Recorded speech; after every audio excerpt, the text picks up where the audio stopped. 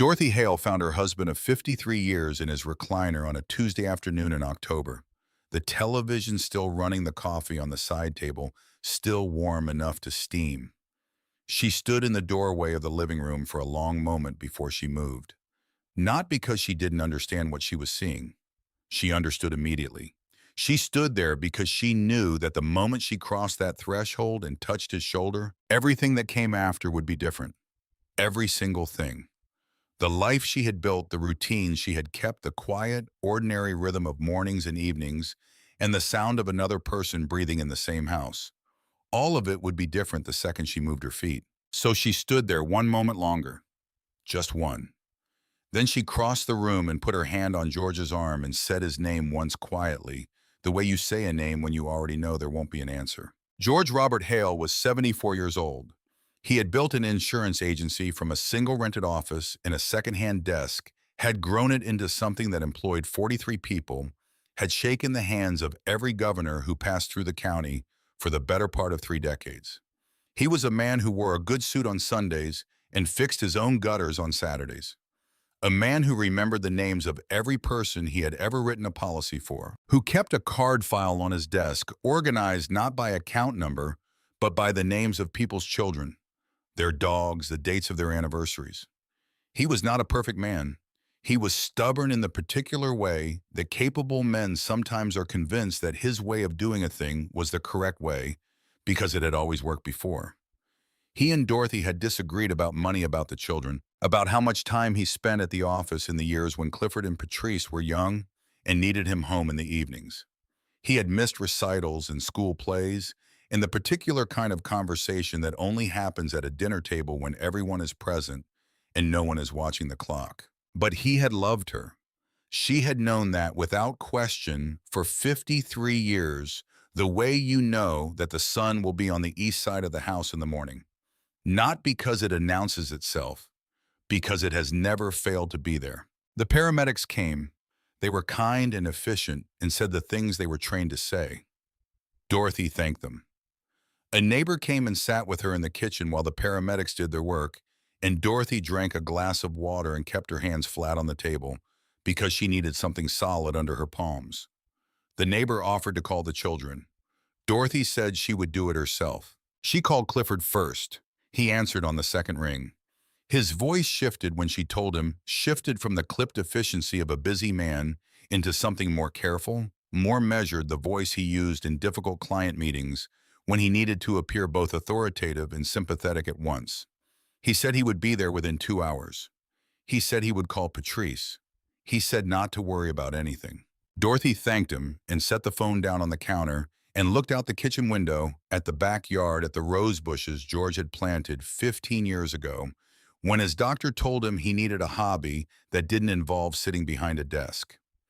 George had complained about the roses for the first 2 seasons, said they were too much work, too many variables, too temperamental for a man whose strength was in straightforward systems. And then somewhere in the 3rd year, he had stopped complaining and started reading about them checking the soil pH and ordering specialty fertilizers and coming inside on Saturday afternoons with dirt under his fingernails and the particular quiet satisfaction of a man who has made something grow. The roses were still blooming. It was October and they were still blooming. 300 people came to George Hale's funeral. Dorothy had not expected 300. She had expected the people she knew, the neighbors and the church members and the colleagues from the agency and the men from George's Thursday morning breakfast group at the diner on 5th Street. But there were faces she didn't recognize, men and women who had driven from other counties to pay their respects, who came through the receiving line and pressed her hand and told her things she hadn't known.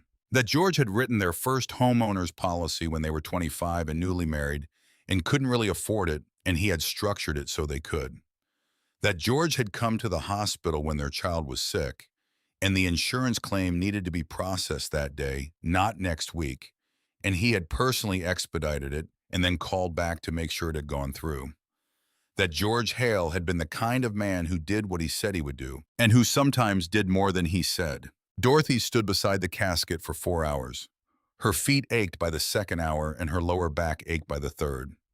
Clifford stood to her left in a charcoal suit, shaking every hand, saying the right things at the right moments, With the ease of a man who had spent his career in professional situations where the management of impressions was a practiced skill.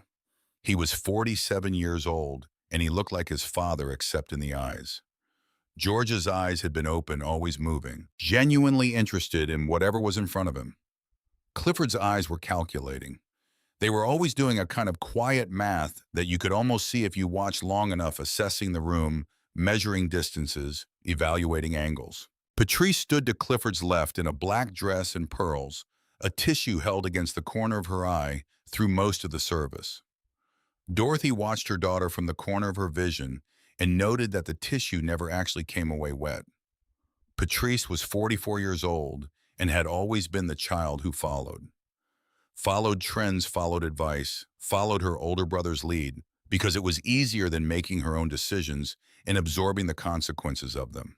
Dorothy had spent decades trying to understand this about her daughter, trying to decide whether it was a fundamental quality of character or something that had been shaped by circumstances that could theoretically be reshaped. She still hadn't decided. She stood through all 4 hours because that was what you did. You stood.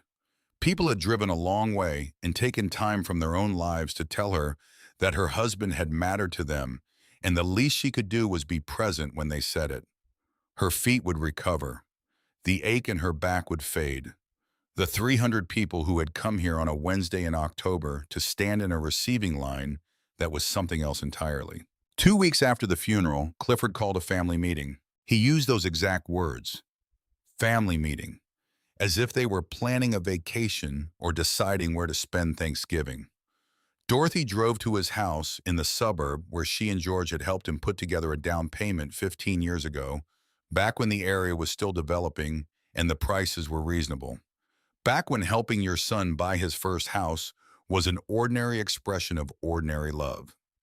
She parked in the driveway, walked up the path she had walked up 100 times before, past the Japanese maple she had helped Heather plant in the front yard the first spring after they moved in, and sat down at the dining room table across from her 2 children. Patrice had a folder. Clifford had a legal pad.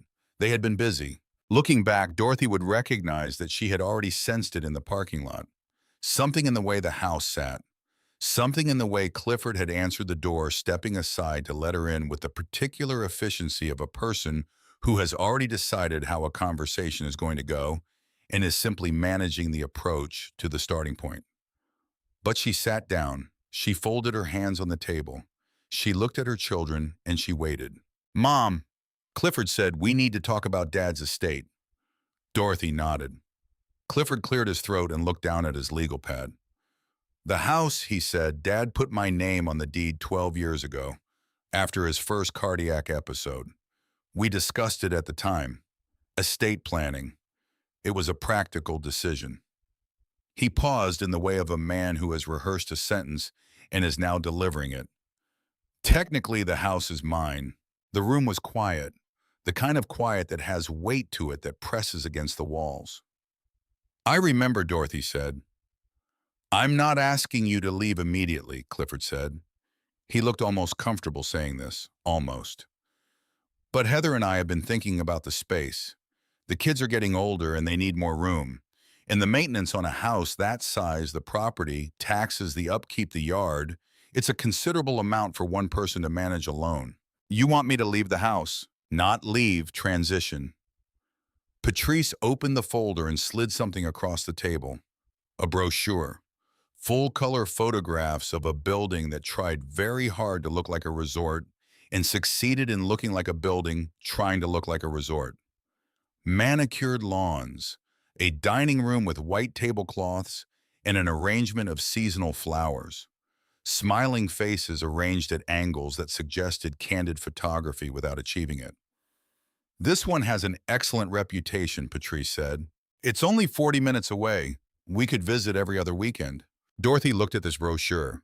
She looked at it carefully, the way she had always looked at things she was given, not to be polite, but to actually read them. She set it down on the table. "I'm 70 years old," she said. "I'm not infirm. I'm not confused. I've been managing a house and a life and everything that goes with it for 5 decades. Nobody's saying you can't take care of yourself, Mom."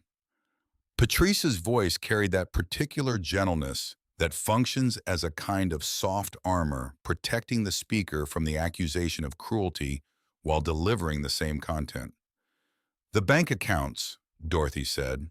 Another look passed between her children. The kind of look that means a conversation has already happened somewhere else without you, and what you're witnessing now is the execution of decisions that have already been finalized. We moved the funds into a trust, Clifford said, for estate management purposes. Patrice and I are co-trustees. Dorothy sat very still. She had spent her career teaching seventh graders, which meant she had spent her career sitting across from people who were telling her things that were not entirely true while maintaining expressions of perfect reasonableness. A student who hadn't done the reading, explaining why they had done the reading. A student whose work bore unmistakable similarities to another student's work, explaining the coincidence. She knew what that looked like. She was looking at it now. You emptied the accounts, she said. We secured the accounts, Clifford corrected. There's a legal distinction. There was. Dorothy knew there was. That was the worst part, not the theft of it, but the careful technical correctness of the theft. The way it had been constructed so that every piece of it had a name that sounded responsible, sounded protective, sounded like something a loving and competent adult child would do for an aging widowed mother who needed to be looked after. The car, she said. Patrice needs it, Clifford said. You don't drive much anymore. It sits in the garage most of the week. Patrice's commute is 40 minutes each way. We'll arrange a ride service for you. There are apps now that make it very simple, very reliable. Dorothy looked at her daughter. Patrice was looking down at her folder with the concentration of a person studying a document they have already memorized. 53 years. Every dollar she and George had saved and invested and reinvested. The early years when they'd skip vacations to build the emergency fund, when she had done the agency's bookkeeping at the kitchen table after the children were asleep, because they couldn't afford to hire a bookkeeper, and she had been good with numbers and the work needed doing. The decades of choices made together, discussed sometimes through the night at that same kitchen table, argued over and returned to, and eventually resolved together. All of it gathered up in a single Tuesday afternoon and redistributed by two people with a legal pad, in a folder and a brochure for a place with manicured lawns sitting in a house she had helped them buy. Is there anything left? Dorothy asked. Her voice was quiet and even. It carried no more emotion than a question about the weather. Clifford checked his notes. There's the property in Kentucky, he said. Grandpa Earl's old farm. It's been sitting empty since he passed. The county's been sending letters about back taxes for the past few years. He paused. We didn't respond. How much in back taxes? About $11,000. The property's assessed at less than the taxes owed. Nobody would buy it in its current condition. The house is barely standing from what I understand. He looked up at her. It's essentially worthless. Dorothy was quiet for a moment. She thought about her father. She thought about the farm on County Road 9 outside of Dawson, Kentucky, the long flat fields and the workshop at the back of the yard, and the way the light came through the kitchen window in the morning. She thought about the last time she had been there 22 years ago, sitting beside her father's bed in the room that caught the morning light while he told her things he had never said and pressed a brass pocket watch into her palm. I'll take it, she said. Clifford blinked. Take what? The farm. I'll take the farm. Patrice leaned forward slightly. Mom, there's nothing there. The house is falling apart. There's outstanding debt on the property. There's no infrastructure. You said it's mine. Dorothy's voice did not rise. It never needed to. My father left it to me, not to a trust, not to either of you. To me. That's what you said. A silence. It's worthless, Clifford said. Then you won't mind if I keep it. Neither of them argued. Why would they? They had gotten everything that had a dollar amount attached to it, everything that could be converted or leveraged or listed cleanly on a balance sheet. The farm in Kentucky was a liability. It was $11,000 of unpaid taxes wrapped around a collapsing structure on 60 acres in a county most people in this room had never visited. It was the punchline of the whole afternoon.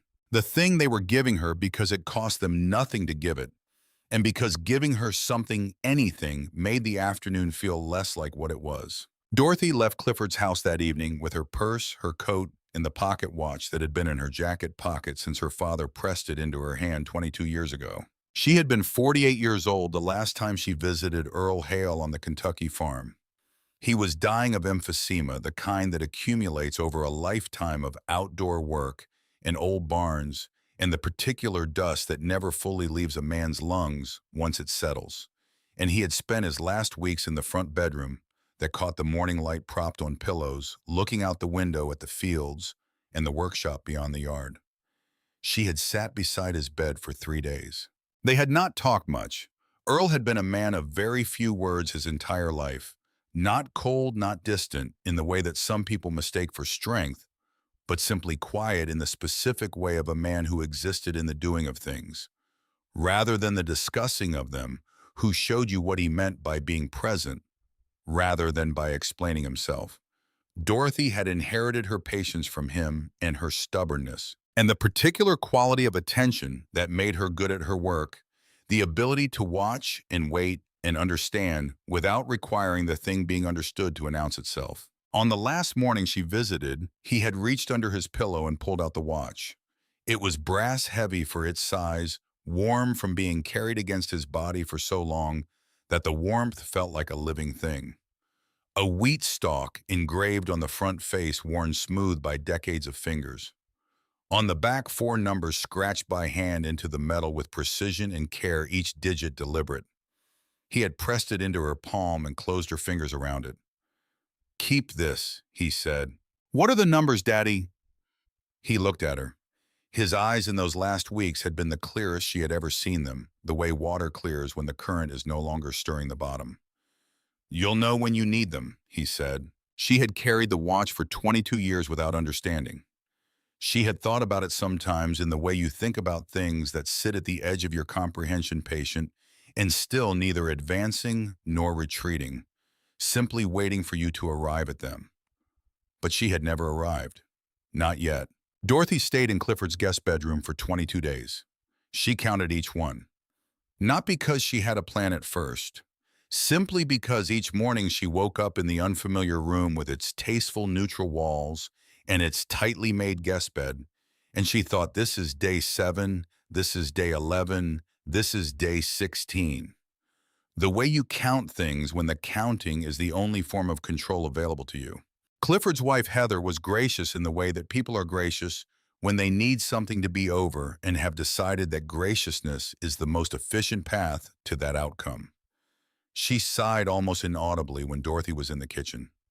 She left stacks of household mail on the counter with a placement so consistent and deliberate that it communicated territorial claim without ever stating it. The grandchildren were redirected away from the hallway outside the guest room because grandmother needed her rest, which translated in practice to the disruption that grandmother represents to our household's normal functioning should be contained and minimized until it can be ended entirely. Dorothy did not need her rest. Dorothy needed a purpose. She needed a reason to get out of bed in the morning that was not contingent on the thinning patience of someone else's hospitality. On the 19th day, Clifford set 3 more brochures on the nightstand. The names of these places were designed with the specific goal of making you forget where you were going. Meadow Ridge, Sunrise Terrace, Whispering Pines, words assembled to evoke openness and natural light and freedom attached to buildings where the staff held the master keys and the doors open from the outside, but not always from the inside. Dorothy read each brochure from the first page to the last. Then she placed them in the recycling bin under the nightstand. Then she lay on the guest bed in the dark and looked at the ceiling and felt for the first time since standing in the doorway of the living room, looking at George in his recliner with the television still running, something other than grief.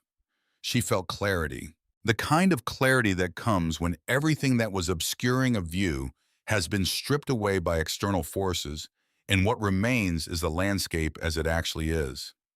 She was 70 years old. She had $47 in a pocket watch. She had a property in Kentucky that her children had given her because it was worth less than nothing to them. She had a lifetime of skills and habits, and the particular stubbornness she had inherited from a man who had dug a room out of clay soil with a shovel rather than tell the world what he was doing. On the 22nd day, Dorothy packed her suitcase. One suitcase. Everything she owned fit inside one medium-sized suitcase with room to spare. She had been her father's daughter long before she was anyone's teacher, and both of those inheritances had taught her the same thing. You only truly owned what you could use and carry, and the rest was just storage that other people would eventually sort through. She bought a Greyhound ticket at the station 3 miles from Clifford's house. It cost $37. The bus smelled like diesel and the particular accumulated fatigue of long-distance travel, and it was mostly empty on a Wednesday morning in early November. Dorothy sat in a window seat and watched the landscape change beneath an overcast sky. Ohio gave way to Kentucky across a gradual shift that felt like moving between two different ideas about what the relationship between a person and their land could be. The flat suburban geometry of strip malls and subdivisions softened into rolling hills and bare trees and fields that stretched out in every direction without apology, not asking to be beautiful, simply being what they were. Dorothy watched it all and did not cry. She had done her crying in the guest bedroom at Clifford's house, at 2 and 3 in the morning with her face pressed into the pillow so the sound would not carry. She had given herself those hours fully and without reservation. She was done with them. The bus deposited her at a gas station on the outskirts of Dawson, Kentucky at mid-morning. The town was small in the way that small towns are when they have not been discovered by people with renovation budgets and a nostalgic aesthetic agenda, a 2-block main street with a hardware store, and a diner and a post office, and a white clapboard church and a beauty salon that appeared to also sell lottery tickets. The gas station attendant was a man in his 50s with reading glasses pushed up on his forehead and a coffee thermos beside the register. "Earl's place," he said when she asked for directions to the Hale farm on County Road 9. "I'm his daughter," Dorothy said. He scratched the side of his jaw and looked at her the way people look when they are recalibrating their understanding of a situation. "Didn't know Earl had family that kept in touch," he said. "He kept to himself mostly. That's about 4 miles east on the county road. Road's got no shoulder past the creek on the east side. Stay left." Dorothy thanked him and picked up her suitcase and started walking.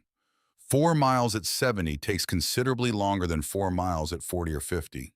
It took her the better part of 2 hours, the suitcase bumping against her leg on every other step, the November air cold enough to show her breath, but not cold enough to threaten anything worse than discomfort. A pickup truck slowed beside her halfway there. A woman in a canvas work jacket leaned out the window. "Need a ride?" "I'm nearly there," Dorothy said. "Where's their Earl Hale's farm?" The woman's eyebrows rose fractionally. "Earl's been gone going on 20-some years," she said. "I know. I'm his daughter." The woman looked at her for a moment with the evaluative gaze of someone deciding whether this information requires a response or simply an acknowledgement. She drove on. The farm appeared at the end of a driveway so thoroughly reclaimed by vegetation that Dorothy nearly missed the turn entirely.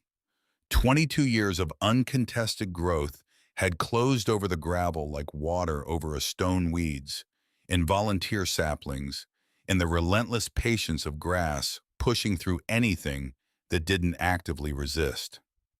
She stood at what had been the entrance and looked at what 2 decades of vacancy had done to the place she had visited as a child, and she looked at it without flinching. The house was a 2-story wooden structure that had once been white.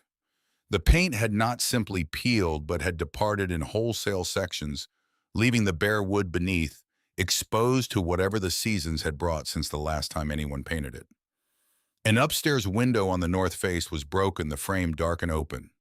The porch sagged on the left side where the support posts had given way. A length of gutter hung at a 45-degree angle from the corner of the roofline, like punctuation without a sentence. Behind the house stood the building her father had always called the workshop. It had been red once. Now it was the weathered gray of things that have been forgotten long enough that they have stopped waiting to be remembered. A padlock hung on the main door rusted beyond the point where color means anything. Dorothy stood at the end of what had been the driveway and calculated. Not cost, not impossibility. She was calculating what was hers. She picked up her suitcase and walked to the front door. It was unlocked. It had always been unlocked. Earl Hale had never locked the front door of his house in the entire time Dorothy had known him. He had said once when she was a child that a locked door was an advertisement. It told the world you had something inside worth protecting, and a man who had nothing worth protecting had nothing to worry about. She had thought he was being modest. She was beginning to understand that he had been something more precise than modest. Inside the air was the specific stillness of spaces that have not been disturbed for a long time, a stillness that has weight and texture that carries years in it, the way old wood carries the smell of the seasons it has survived. The kitchen cabinets held dishes she recognized from childhood, blue flower pattern around the rim, her mother's choice from a sale in town sometime in the early 60s. The living room held her father's leather recliner, positioned exactly where it had always been, angled toward the window that faced the workshop, as if even in his sitting, even in his resting, he had been keeping watch. Dorothy found the fuse box and tried the main breaker. Nothing. She tried the kitchen faucet and got a sound like a clearing throat. She checked every window on the ground floor, found 2 that could be latched and 3 that could at least be pushed closed. She sat down in her father's chair and looked out the window at the workshop, at the padlock, catching the flat gray November light, and she stayed there for a while. Earl Hale had built everything on this property with his own hands. He had patched the fences himself and repaired the tractor himself and done every job that needed doing with the self-sufficient thoroughness of a man who didn't ask for help unless the alternative was failure. He was not a man who explained himself. He built things and fixed things and maintained things and kept his counsel, and Dorothy had grown up sometimes feeling that the workshop represented a version of her father she would never be permitted to meet. She had tried once at 12 to peer through a gap in the siding. He had come across the yard at a volume she had never heard from him before or after. She had not tried again. She had believed for 58 years that it was only a workshop. That first night, Dorothy slept on the bare mattress in her father's bedroom. She found a quilt in the closet that her mother had made before Dorothy was born, the stitching coming apart at several corners, but the batting still warm. She pulled it over herself and listened to the dark. There was no traffic, no television through shared walls, no sound of a household that wanted her presence to resolve itself. There was only the wind in the bare trees at the field's edge, and the creak of old timber settling into the cold, and somewhere in the darkness, an owl calling once and then going quiet. She was home. She did not fully understand that yet, but she was home. She woke to birdsong at dawn, loud and close, the sound of birds that were not managing their noise around anyone else's schedule. She lay in her father's bed and listened to it, and let her eyes adjust to the gray morning light on the plaster ceiling. Then she got up and started cleaning. She worked for 3 days with what was available: a broom from the kitchen closet, a mop rags from a sheet that had been left in the linen cupboard, a bottle of dish soap under the sink that still had liquid in it. She swept every floor twice. She wiped every surface with rags that turned gray and had to be rinsed and wrung out and used again. She scraped mold from the bathroom tiles with the handle of a butter knife. She carried armloads of dead leaves and animal nests and the accumulated evidence of 22 unattended years out to the edge of the yard and piled it for burning. On the second day of cleaning, she heard a truck idle at the end of the driveway. A dark green pickup. The window came down. A man in his late 60s looked at her from the cab, heavy-set, with the hands of someone who had done real work for most of his life. His face had the unhurried quality of a person who had learned to take his time about things and had never found a reason to reverse that decision. "You living here," he said. "I am," Dorothy said. "Water's been shut off, electric too. You'll need to call the county to get them reinstated. Deposit's probably a couple hundred." Dorothy set down her armload. "Thank you," she said. He nodded. A moment passed in which he appeared to decide something. "Wendell Sutton," he said. "Mile down the road. If you need to use a phone to call the county, you're welcome to use mine." "Dorothy Hale," she said. "Earl was my father." Something shifted in Wendell Sutton's face. Not surprise exactly, but something behind surprise. a kind of recognition that suggested the information was not new but was being confirmed. "I know," he said. "Earl mentioned you sometimes. When he came into town for supplies, we'd sit on the bench outside the post office for a bit. Quiet man, but good company."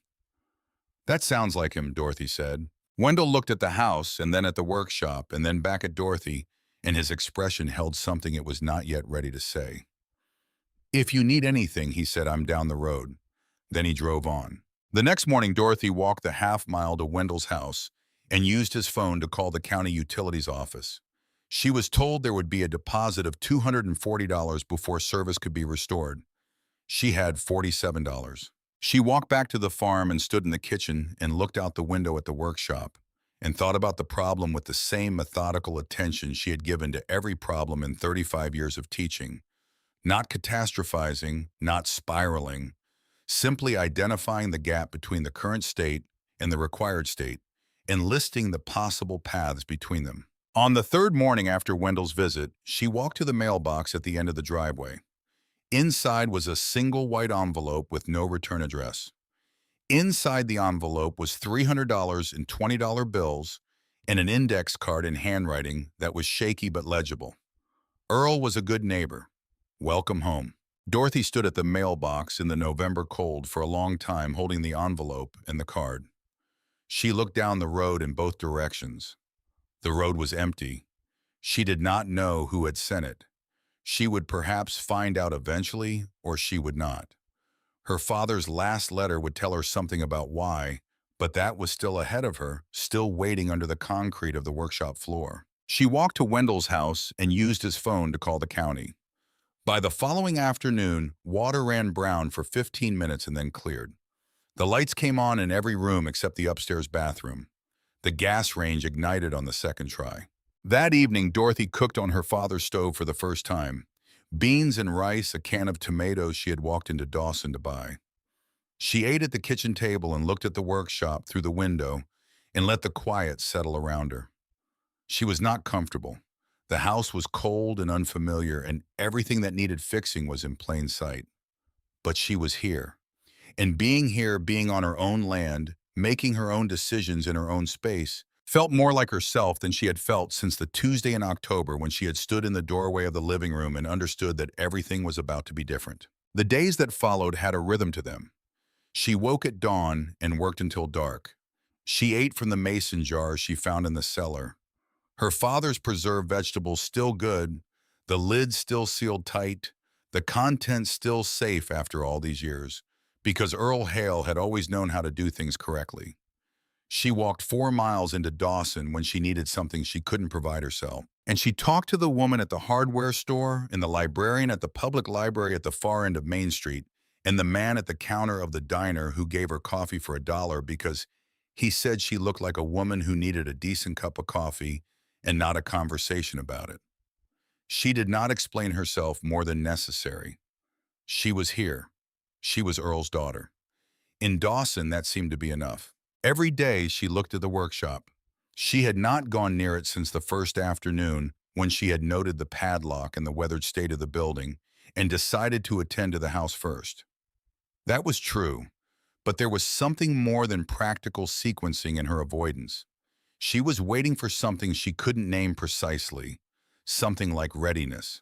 The sense that you need to be standing on ground that will hold you before you open a door that has been closed your entire life. It was 10 days into her time on the farm when she decided the ground was firm enough.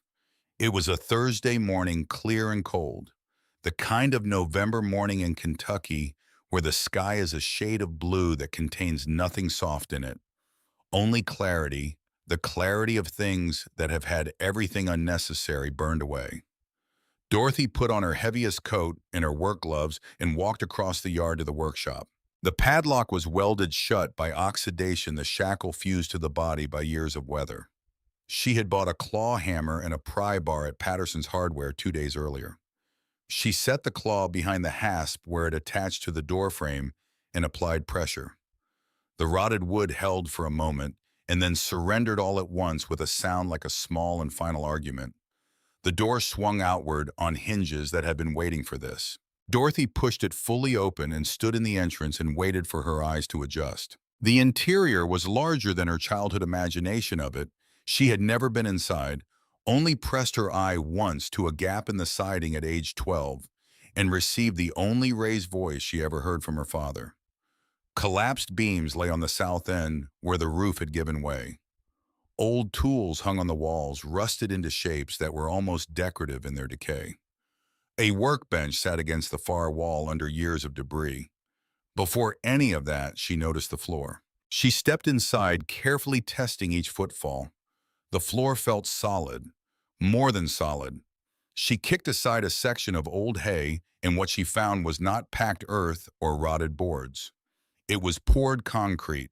Smooth, level, professionally finished concrete extending from wall to wall across the entire floor of the building. Dorothy stood still and thought about what she was seeing.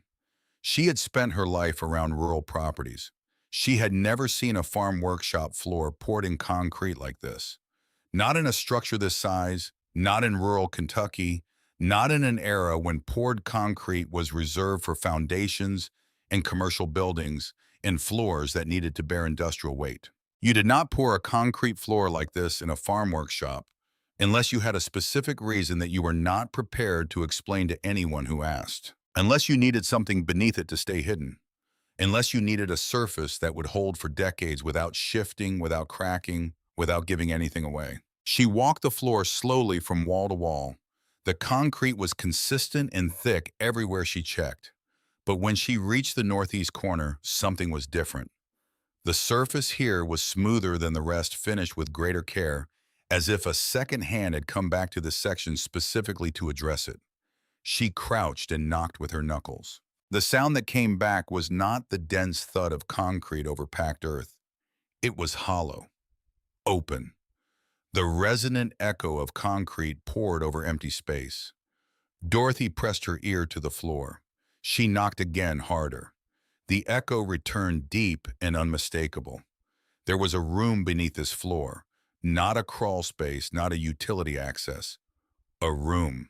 She sat up slowly and took the pocket watch from her jacket pocket. The 4 numbers on the back caught the thin winter light coming through the broken roof. She ran her thumb across them. You'll know when you need them. 22 years she had carried those words alongside the watch and not understood them. She stood up, put the watch back in her pocket, and walked to the house to find Wendell Sutton's number. Wendell arrived the next morning at 6:50 with a compressor and a jackhammer and the truck bed equipment that carried the look of tools used seriously over a long working life. Dorothy had coffee ready in her father's aluminum percolator. They sat on the porch in the early cold without saying much, watching the pale light rise over the flat fields to the east.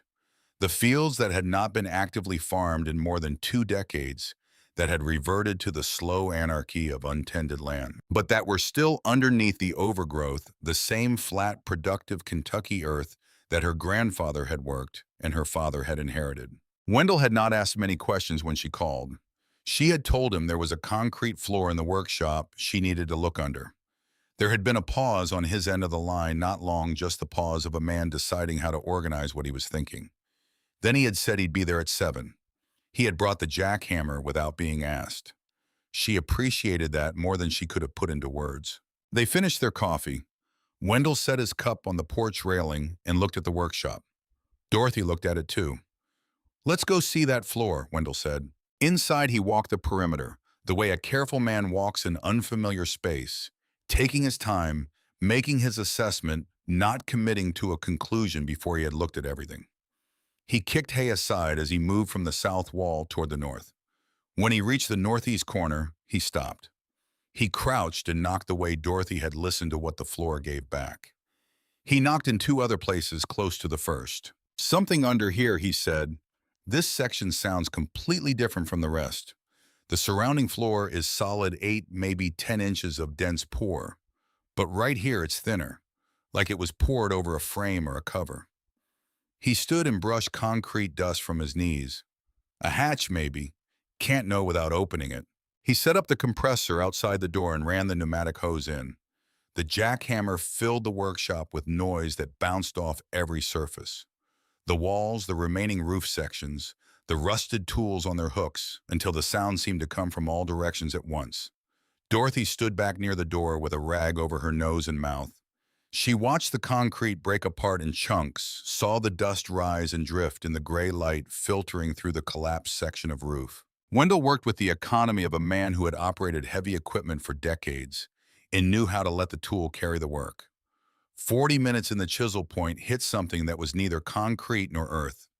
The sound changed completely, a hard metallic ring that cut through the hammer's roar the way a bell cuts through crowd noise. Wendell killed the compressor. The silence was enormous. Dust drifted. Dorothy moved forward. Wendell was already clearing the surface with his hands brushing away the broken concrete to reveal what lay beneath. Gray steel emerged from the rubble. He cleared a wider area and the shape that appeared was unmistakable. A hatch roughly 4 feet square, fabricated from thick steel plate, set in a welded steel frame, bolted to the concrete foundation. A heavy combination lock secured a latch on the near side. The steel had surface rust, but was structurally intact, the kind of material engineered to outlast the people who installed it. Wendell sat back on his heels and looked at it. He looked at Dorothy. "Your father put this here," he said. "It wasn't here when I was a child, or if it was, I never knew about it." He was quiet for a moment. "That's military-grade plate steel. This is not something you put in your floor to store tools or grain. Someone thought very carefully about this installation and spent considerable money on it." Dorothy had the pocket watch in her hand already. She was looking at the 4 numbers on the back. She had been arranging them in her mind since yesterday morning, considering them against what she now understood about her father testing them, and she was certain. She was not often wrong when she was certain. She knelt beside the hatch. The combination lock had a 4-digit dial. Left to the first number, right to the second, left to the third, right to the fourth. The lock opened. A sound like a small, complete exhale. Dorothy did not move for several seconds. She stayed where she was, kneeling on the concrete dust with the open lock in her hand, and she held what had just happened. 22 years of carrying this watch without understanding. 22 years of keeping faith with something she couldn't explain. And 4 numbers that her father had trusted to her hands because he had trusted them to no one else. "You want me to open it?" Wendell said. "No." Dorothy put both hands on the steel. "This is my father's. Whatever is down there, he left it for me. I'll open it." The hatch was heavy enough that Wendell helped her lift it without being asked. It swung back on hinges that groaned from decades of immobility, the sound of something that had been closed a very long time and was not certain it remembered how to be open. A steel ladder was fixed to the near wall of the shaft. Cool air rose from the opening, carrying a smell that Dorothy had never encountered before and could not have named without having experienced it. Something sweet and complex and sharp underneath a base note of old wood and cool earth. Not unpleasant, something almost like burnt caramel, like vanilla, like something that had been kept in the dark for a long time and had been doing work in the dark. That work does better without witnesses. "I'll go first," Wendell said. "No." She gripped the top rung. The steel was cold through her work gloves. "This is my father's. Whatever is down there, he left it for me." Wendell handed her his flashlight without argument. She counted the rungs. 8 rungs to a concrete floor approximately 10 feet below the workshop. She stepped off the last rung and turned on the flashlight and swept the beam across the space in front of her. She stopped breathing. The vault was the full dimensions of the workshop above it. Not a storage room, not a root cellar, not the modest hidden space of a modest secret. It was a room that her father had excavated from the Kentucky clay with a shovel, and his own hands over the course of years, that he had lined with poured concrete walls and reinforced with steel beams across the ceiling that he had equipped with a ventilation system. She could hear running faintly behind the walls, steady, mechanical, the sound of something that had been doing its job continuously without acknowledgement for decades. The air was cool and dry in a way that had nothing to do with the season outside. It was managed air, deliberately controlled to specifications that had not changed since the day the room was sealed. And filling the room from floor to ceiling, running in rows across its full length and breadth, were wooden shelving units built from rough-cut lumber that had been sealed against moisture and had held against it. Every shelf was loaded with glass bottles, thousands of them, sealed with red wax, each one fitted with a handwritten paper label. The amber liquid inside caught the flashlight beam and held it, throwing warm light back through the glass that made the room look for a moment like something that had been waiting patiently for the right person to come down and see it. Dorothy walked forward and took a bottle from the nearest shelf. Thick glass, unbroken seal wax, intact and solid. She held it to the flashlight. Hale Reserve, 1958, Barrel 7, Bottle 43. She walked along the row reading labels. The years increased as she moved: 1954, 1958, 1961, 1966. She moved to the next row, then the next. Her father's handwriting on every label, the same small, deliberate script she recognized from grocery lists and birthday cards and the twice-yearly letters he had sent her until the year he died. In the far corner of the room, she found it. Hale Reserve, 1951, Barrel 1, Bottle 1. She picked it up and held it at arm's length and looked at it in the flashlight beam, and something moved through her that she had no name for. Not grief exactly, not joy. Something older than either of those.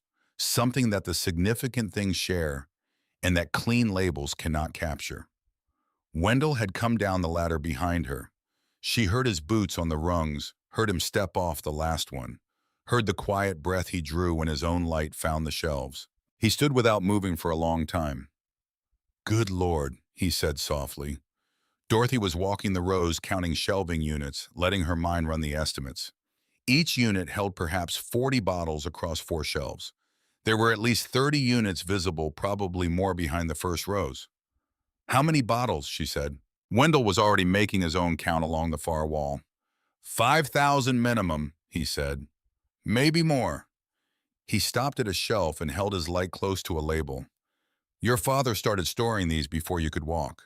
Dorothy was at the workbench. It ran along the east wall, clean in a way that was unnatural for a room sealed for decades, as if someone had made certain it would be clean for the person who eventually came down.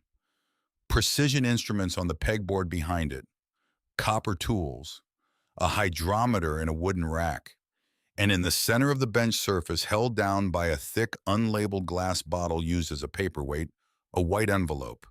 Paper yellowed, but intact. Her name on the front in her father's handwriting. Dorothy set the flashlight on the bench and picked up the envelope. The seal was wax pressed with a coin.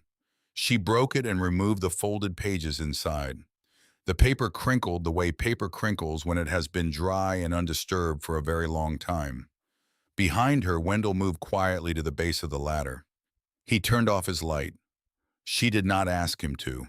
She simply stood in the circle of the flashlight beam at her father's workbench and unfolded the pages and began to read. "Dorothy, if you are reading this, I am gone, and I owe you the truth about why I was never the father you deserved." The handwriting was her father's, but steadier than she had seen it in his last years. He had written this when he still had full strength in his hands, when his mind was entirely clear. He had written it with the deliberation of a man who had been composing these sentences in his head for a very long time. "I started this in 1949. The war was finished, and I came home to a farm that grew nothing worth selling, and a house with a dirt floor and a well that ran dry every August. Your mother was pregnant with you. I was 24 years old, and I had 60 acres of land that produced nothing and no skill that the peacetime economy had any use for. But I had one thing. My father had taught me how to make whiskey. Not rough corn liquor. Real whiskey. Aged in white oak, blended right finish clean. The kind that men with money in their pockets would drive considerable distances to buy. I knew it was illegal. Federal crime, state crime, county crime. It didn't matter to me the way it might have mattered if I'd had alternatives. Your mother needed food. You were going to need shoes and books and a roof that didn't leak in March. I built a still in the woods behind the West Field, and I started cooking, and it turned out I was better at it than my father had ever been. Word got around. Men came from Harlan and Lexington, and once from Nashville to buy what I was making. I charged what it was worth. By 1953, I had enough set aside to build this room. I dug it myself, Dorothy. Every shovel of clay, every bucket of dirt carried up and spread across the backfield at night so no one would see the pile forming and ask what I was digging and why. It took 2 years. When it was done, I had a room that no one knew about under a building, no one cared about on a farm, no one watched. Dorothy turned to the second page. Her hands were steady. The room was quiet except for the ventilation system breathing softly behind the walls, steady as a heartbeat. I made whiskey for 18 years, 1951 through 1968. Your mother knew. In the early years she helped with the bottling. Her hands were steadier than mine for the wax seals. We stored everything down here, every bottle labeled and dated. I could have sold it all and bought a house in Louisville and sent you to the finest schools in the state.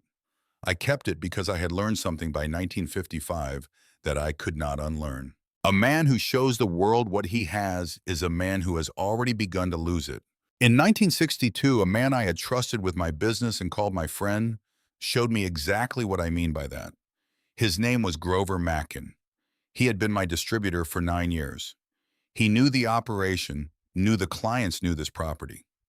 In the spring of 1962, he decided he was entitled to a larger portion than we had agreed on. When I said no, he threatened to go to the federal authorities. When that failed to move me, he came to the farm on a Tuesday night with 2 men I had never met. I had built this place to be protected. He had not understood what I meant by that. I will not write the details of what happened that night. You do not need them. What you need to know is that Grover Mackin left this property alive, and he never came back. I made certain he understood what it would cost him if he did. That was the end of our arrangement and the end of my distributing to anyone. Dorothy read the next paragraph twice. But I did not stop making the whiskey. This is what I want you to understand. For 6 more years, 1962 through 1968, I worked alone. No partners, no distributors, no one who knew what I was doing except your mother, and she was ill by then, and I did not burden her with it. I worked because I had started something and I intended to finish it properly. Every bottle in this room dated after 1962 was made by one man working alone. I stopped in 1968 when my lungs told me to stop. I sealed this room and poured the concrete above it, and I did not return. For more than 20 years, Dorothy, I have been a poor man by choice. Not because I was poor, because I had learned that poverty is the best camouflage a man can wear. I drove the same truck for 20 years and patched the same boots until they fell apart, and I turned down every offer of help that might have made me look like someone with something worth finding. And everything that mattered I left here. For you. In 1982, I established an irrevocable trust. The farm, the land, all structures, all contents within the property boundaries held for your sole benefit. Not George, not your children. You. No court can dissolve that trust without cause that does not exist. No claim can reach what is in this room, because what is in this room belongs entirely to you. The bottles are worth real money, more than you will ever need. But promise me this, do not let anyone take it from you. The people who love what you have are never the people who love you. Trust the ones who show up when you have nothing. Your father, Earl. Dorothy folded the letter and slid it back into the envelope. She held it in both hands for a moment, in the cool, controlled air of the room her father had dug before she could walk, surrounded by the work of his life.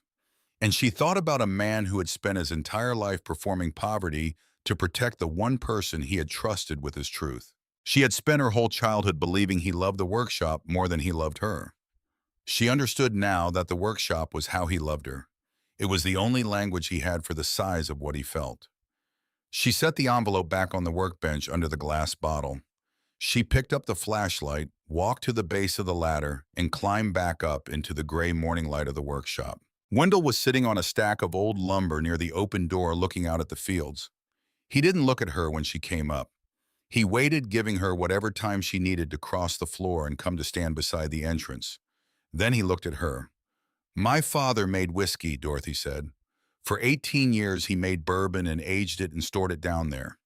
He built that room by himself before I could walk, and then he sealed it and lived poor for the rest of his life. Wendell was quiet for a long moment. What are you going to do? Dorothy looked at the rows of bottles barely visible through the open hatch below them. I'm going to find out what it's worth, she said, and then I'm going to decide. They covered the hatch with plywood salvaged from the collapsed roof section and spread hay and debris over it until the northeast corner of the workshop looked undisturbed. Wendell helped her hang the broken door back in its frame well enough to close. Dorothy put a new combination padlock on the hasp. The combination was not the four numbers from her father's watch. Those were for a different door. Nobody comes in here, Dorothy said. I came out here to help you remove some old concrete, Wendell said. That's the whole of what I did. Dorothy looked at him. Thank you, Wendell. Don't thank me, he said. Your father was a good man. That's the beginning and end of my involvement. He drove away without asking for anything further. That same evening, Dorothy walked 4 miles into Dawson to the public library. The librarian, a woman about her own age with reading glasses on a chain of amber beads, who had the settled quality of a person entirely at home in the work they have spent their life doing, helped her log on to a computer terminal without asking why a 70-year-old woman who had recently appeared in town needed internet access after dark.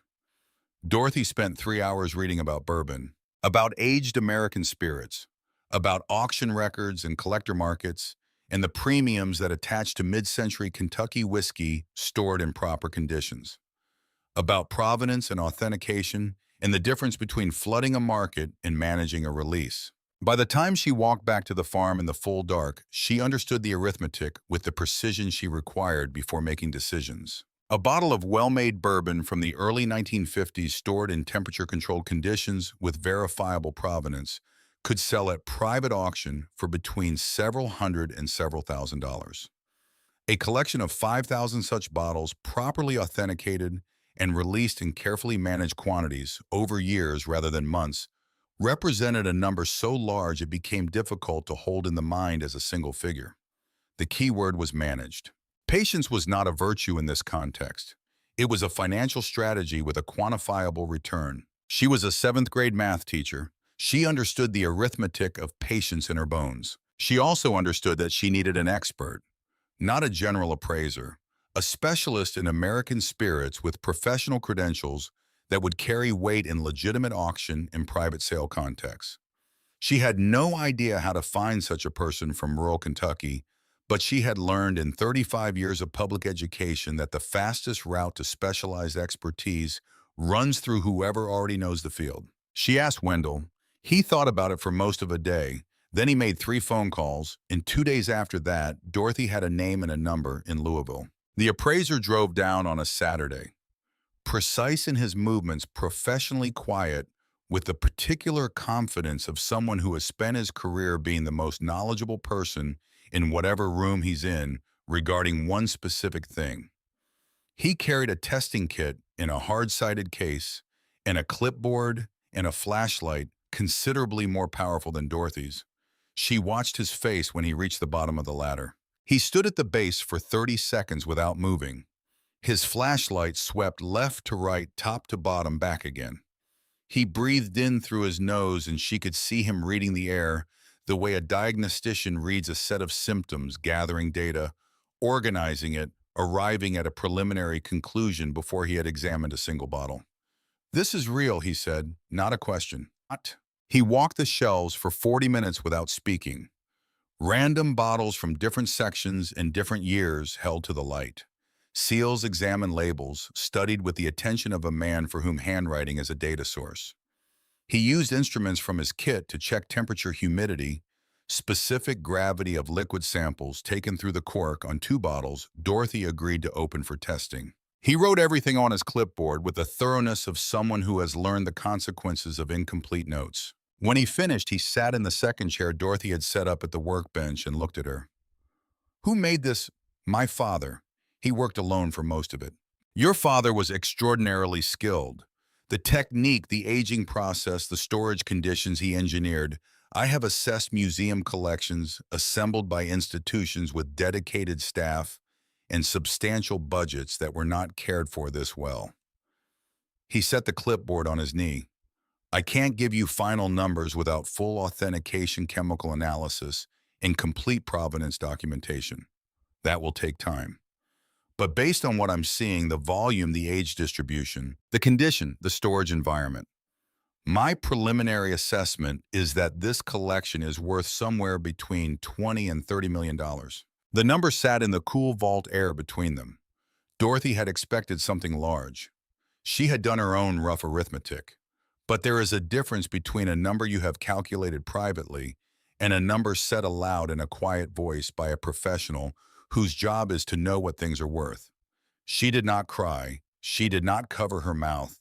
She looked at the man across the workbench and said, "What do you recommend?" Controlled release. A collection this size released to market all at once would suppress its own price significantly. Small lots, 50 to 100 bottles at a time, through vetted private buyers and carefully selected auction houses. Over 5 to 10 years, the total return would be substantially higher than a single large transaction. And if I needed liquidity now, a smaller amount quickly, I could connect you with private collectors who would act on my preliminary assessment alone. For an initial lot of around 40 bottles from your oldest vintage, you'd be looking at $150,000 to $170,000. That transaction could happen within 2 weeks of my report. Do that, Dorothy said, and keep this confidential. Discretion is foundational to this business, he said. You have my word. He left that afternoon with 10 sample bottles and a handshake agreement. Dorothy watched his car disappear down County Road 9 and stood in the yard in the November air for a long time looking at the workshop. 40 bottles, $160,000, $11,000 in back taxes. The arithmetic was almost simple. Over the following 3 weeks, Dorothy worked. The private sale closed at $162,000 wired to a bank account she opened at a small regional bank in Dawson, whose branch manager wore sensible shoes and asked no unnecessary questions. She drove to the county offices and paid the outstanding property taxes in full, $11,240, plus the current year's assessment. She kept every receipt. She had been an educator and a public servant for most of her professional life, which meant she understood that documentation was protection and its absence was an invitation to dispute. She hired a local roofer for the most critical sections of the farmhouse. A plumber inspected the pipes and replaced a corroded section under the kitchen. She bought a used truck from a lot in the next county, a 10-year-old Chevrolet with surface rust on the fenders, and a rebuilt engine the seller demonstrated thoroughly before she agreed on a price. She bought paint. She and Wendell painted the front face of the farmhouse over 2 weekends, Wendell on the ladder because his knees were better than hers, Dorothy cutting in the trim with a brush and keeping track of the buckets. The farm began to look like a place where someone intended to stay. She told no one about the vault. Not the roofer, not the plumber, not the truck seller, not the woman at the bank. She answered questions about her finances with the particular vagueness of a woman who had learned that explaining yourself is usually optional and never entirely safe. She had resources. She managed her affairs. She paid promptly and kept records. That was all anyone needed to know. In early December, Patrice drove down from Ohio.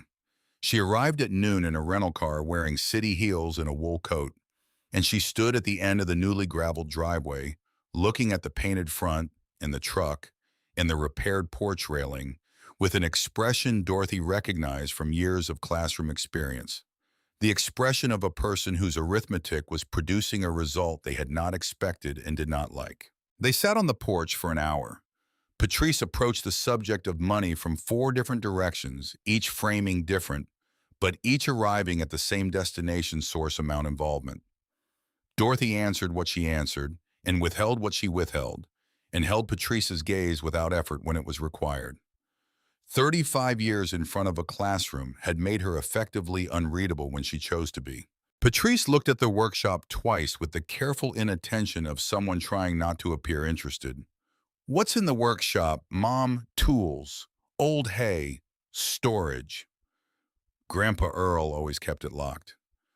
I opened it. Just an old outbuilding, empty for the most part.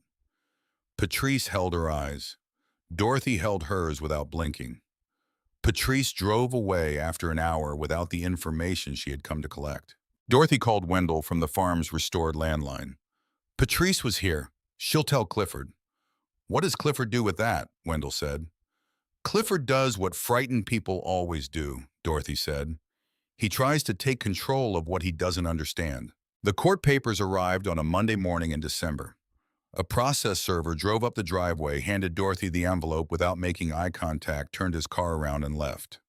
Dorothy stood on the porch and read the document from first line to last. Her son and daughter were petitioning the county court to declare her mentally incompetent and to appoint Clifford as conservator of her person and estate.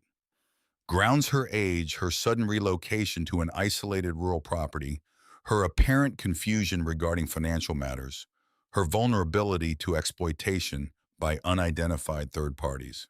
She read it twice, then a third time. She set it on the kitchen table and looked at it for a while. She was not frightened. She examined whether she was frightened with the same honesty she had always applied to self-examination, and the honest answer was no. She had been her father's daughter before she was anything else, and her father had believed that preparation was the only honest response to difficulty, and she had arrived at this farm with nothing and rebuilt something real in a matter of weeks. She was not frightened of paperwork. What she felt was the particular focused clarity that comes when you understand that what has been approaching for some time has now arrived, and that you have been preparing for it without fully knowing you were. She called Wendell. Then she called the lawyer in Dawson. Marcus Doyle's office was above the post office on Main Street, accessible by a narrow staircase that announced every step. His desk held the organized accumulation of a man who worked on multiple matters simultaneously and had reliable internal systems for keeping track of all of them. His father had been the attorney Earl Hale used to establish the trust, and Marcus had inherited his father's files and his father's clients, and his father's thorough, unhurried approach to the practice of law. He read the conservatorship petition while Dorothy sat across from him. "This is extremely weak," he said when he finished. "No medical evidence, no psychiatric evaluation, no testimony from any treating physician. They have your age and your relocation to a rural property. That is not a conservatorship case. That is a family dispute wearing legal clothing. Will a judge dismiss it without a hearing?" A judge is required to schedule a hearing regardless of the petition's merits. But the burden of proof rests entirely on them, and what they have filed falls well short of meeting it. He looked at her. "The trust is airtight. Your father's attorney was thorough, and the documentation is complete. Even if your son somehow prevailed, which would require evidence he does not currently possess the trust, language would prevent him from touching the property or its contents. Those belong to you exclusively." Dorothy opened her banker's box. She had been keeping organized files since the first day she arrived. Every receipt, every bank statement, every transaction, and told him about the vault, the whiskey, the appraiser, the preliminary sale, the trust language that covered all contents within the property boundaries. Marcus Doyle listened without interrupting. When she finished, he sat back. "The contents of that vault are yours," he said. "The trust language is explicit and comprehensive. Your father wrote it to leave no gaps. What do I need to prepare for the hearing? Documentation of competent financial management, your medical records, a statement from your physician, everything you have in that box." He paused. "Mrs. Hale, there is one additional matter I'd like to raise." He had been doing preliminary research since she first called him. In the course of that research, he had examined the estate paperwork from the settlement of George Hale's affairs and consulted with a colleague in Columbus who handled estate and probate law. What he had found, Clifford had transferred a significant portion of the retirement accounts associated with George's life insurance policies approximately 6 weeks before George's death. The transfer was documented under an estate pre-planning provision. The amounts withdrawn and the manner in which they were reclassified did not, in Marcus's professional assessment, fit the definition of that provision. The accounts had required both spouses' consent for major transactions. That consent had not been obtained. In my professional assessment, Marcus said carefully, what occurred constitutes financial misconduct, possibly fraud. Dorothy was very still. How certain are you?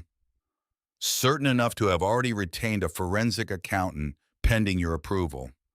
Certain enough to tell you that if my initial assessment is correct, you have a counterclaim against your son that is significantly more serious than what he has filed against you. Dorothy looked at the conservatorship papers on the corner of Marcus's desk. She thought about Clifford sitting at his dining room table with his legal pad and his measured voice and his careful explanations of why everything he had done was technically correct and practically necessary and ultimately in her best interests. She thought about the last line of her father's letter. The people who love what you have are never the people who love you. Don't file it yet, she said. Marcus looked at her. Let him bring his case, she said. Let him stand in front of a judge and tell the court that I am not capable of managing my own affairs. And then when he's finished, we answer him. Marcus wrote something on his legal pad and underlined it. The hearing is scheduled for January 9th, he said. Then we have 3 weeks, Dorothy said. She set the banker's box on the desk between them. Let's get to work. The 3 weeks between the filing and the hearing were the most organized Dorothy had spent since the final year she taught school, when the district required a comprehensive curriculum portfolio by December.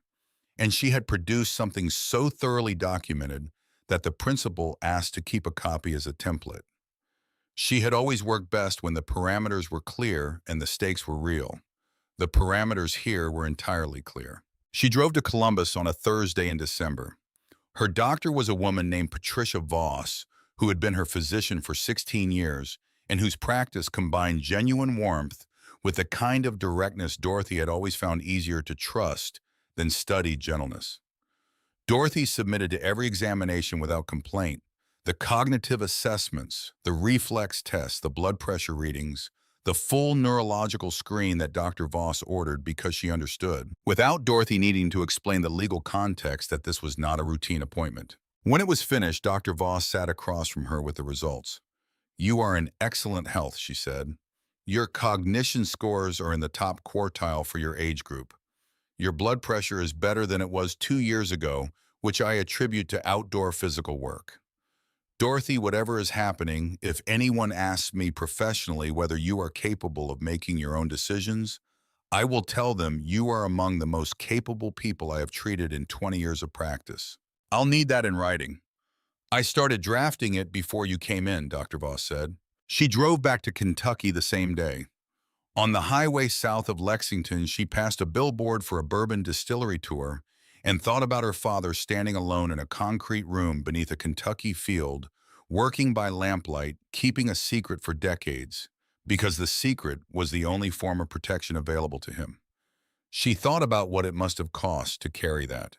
To walk into Dawson for supplies and sit on the bench outside the post office and talk about ordinary things with your neighbors and come home every evening to a life whose real shape was something you could never discuss with anyone. She understood it better now than she would have 6 months ago. There was a specific freedom in having nothing that other people wanted. She had discovered that herself in the weeks after arriving with $47 in a suitcase. Nobody had called to manage her. Nobody had looked at her with that combination of concern and calculation she had learned to recognize in Clifford's eyes. She had been invisible in the best possible way, and she had built something real in that invisibility, exactly the way her father had. Back in Dawson, the preparation continued. The forensic accountant produced a 40-page report with appendices. Dorothy read it on a Sunday afternoon with a legal pad beside her, making margin notes, tracing the argument from premise to conclusion, the way she had taught children to read complex texts for decades. The argument was straightforward: funds transferred without required consent reclassified under a provision they did not fit from accounts that required both spouses' authorization. The forensic accountant's word was misappropriation. The word living underneath that one was fraud. The appraiser called with laboratory results on a Wednesday in late December. Authentication confirmed on every bottle tested. Aging signatures consistent with claim production dates.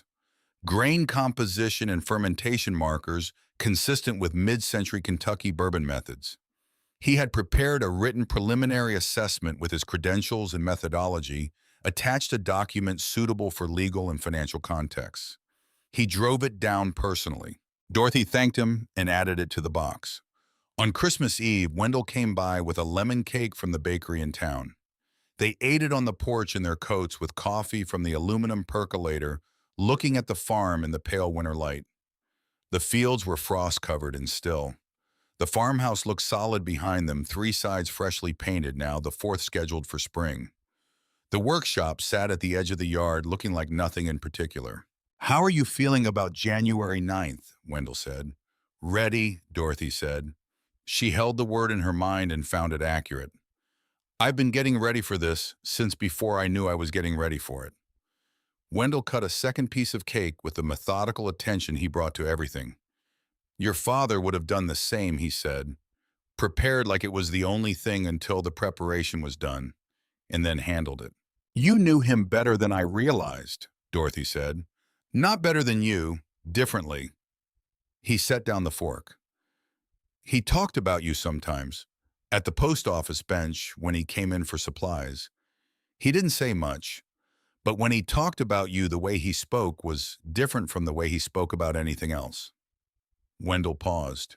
He was proud of you, quietly and privately, the way he was about everything he cared about. Dorothy looked at the fields. She thought about the last page of Earl's letter, the words about showing up when someone has nothing. She had not told Wendell about those words directly, but she thought he understood that she had read them and knew who they pointed to. "Thank you," she said, "for the cake and for the rest of it." "The cake was $3.50 at the bakery," Wendell said. "The rest of it I was glad to do." January 9th was a Tuesday. Dorothy woke at 5 without an alarm. Made coffee, sat at the kitchen table in the quiet, and let the morning arrive at its own pace. She dressed with care, a gray wool dress she had bought at the clothing store on Main Street, the low-heeled shoes she had worn to faculty meetings and parent conferences, for a decade her good coat. She pinned her father's pocket watch to her lapel with a small brass pin she had found in the watch's original box in the nightstand drawer of Earl's bedroom, where it had been waiting for her the whole time. She loaded the banker's box into the truck. She drove to Dawson and picked up Marcus Doyle at 8:15. They drove to the courthouse together 40 minutes on quiet winter roads, reviewing the sequence of the day in the calm and factual way of two people who have done their preparation thoroughly and know exactly what they carry with them. The courthouse was a brick building from the 30s with high ceilings and fluorescent lights that buzzed at a frequency designed it seemed to prevent anyone in the building from being entirely comfortable. Dorothy set the banker's box on the respondent's table, straightened her coat, and sat down. She placed her hands flat on the table and looked at the room. Clifford was already there. He sat at the petitioner's table with an attorney from Columbus in a dark suit with a leather portfolio, a man who carried himself with the confidence of someone accustomed to billing at rates that drew attention in smaller counties. Clifford was in his charcoal suit, the same suit he had worn to George's funeral 4 months ago, and he sat with the practiced stillness of a man performing composure. He glanced at Dorothy when she sat and then looked away. Patrice sat in the gallery behind Clifford's table. She had signed the supporting affidavit, but was not a formal party to the petition. She looked smaller than she had looked on the porch in November. She looked like someone who had been persuaded onto a path and was now uncertain whether the persuasion had been sound. Judge Claire Maddox was a woman in her early 60s, silver-haired with reading glasses she wore on her face rather than around her neck. She read the petition in silence after the clerk called the case. Her expression gave nothing away. She asked 2 procedural questions. Then she turned to Clifford's table. "Counselor, you have filed for conservatorship on grounds of alleged mental incapacity. Present your evidence." Clifford's attorney had prepared for more runway than he was going to get. Dorothy watched him recalibrate as he read the room. "Your Honor, the respondent is a 70-year-old widow who, following the death of her husband, relocated without warning to an isolated and deteriorating rural property with no apparent means of support, no established local medical care, and no plan. She has since engaged in financial transactions of significant size the source of which her own family cannot identify. We have serious concerns that she may be subject to undue influence or exploitation by parties as yet unknown." He paused. Judge Maddox did not fill the pause. "We are not here to challenge Mrs. Hale's character," the attorney continued. "We are here because her family is concerned for her well-being at a vulnerable time in her life." Judge Maddox looked at Dorothy's table. "Counselor." Marcus Doyle stood. He was not a dramatic man, and he did not speak dramatically. He spoke the way people speak when they know precisely what they have. "Your Honor, the respondent would like to submit the following."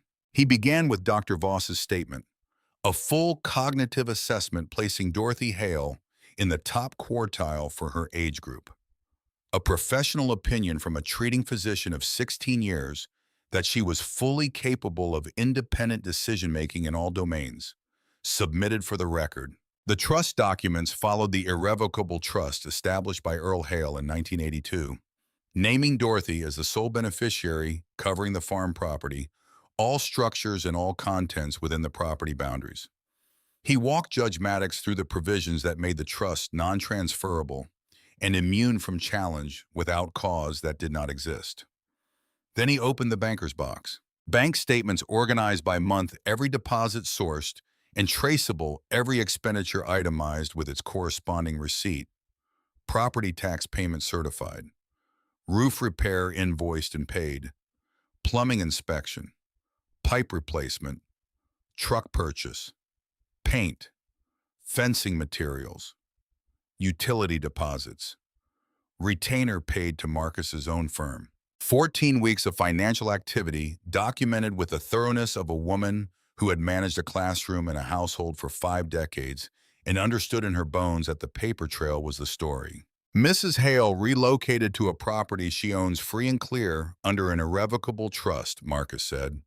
She paid $11,000 in overdue property taxes within 30 days of arrival. She restored a structurally compromised residence to habitable condition. She purchased a vehicle. She opened and maintained a bank account with a consistent positive balance. She engaged licensed contractors for necessary repairs. Every transaction is documented. Her physician of 16 years has certified her cognitive capacity as excellent. He set the last document on the stack. There is no evidence of exploitation. There is no evidence of confusion. There is no evidence of incapacity. There is no medical testimony in this petition because there is no medical basis for this petition. Clifford's attorney tried. "Your Honor, the source of the funds." "The source of the funds is the trust property," Marcus said without sitting down.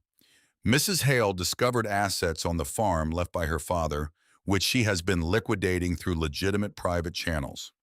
The trust documentation establishes that all property and contents within the trust boundaries belong exclusively to Mrs. Hale. I have here a preliminary authentication assessment from a credentialed spirits appraiser in Louisville, confirming the nature and value of those assets." He set the appraiser's report on the stack. Judge Maddox read it with the same unhurried attention she had given everything. Then she set it down and removed her glasses. "Mr. Hale," she looked at Clifford directly. He met her eyes and then looked slightly to the left of them, which was as close as he could get to holding her gaze without actually doing it.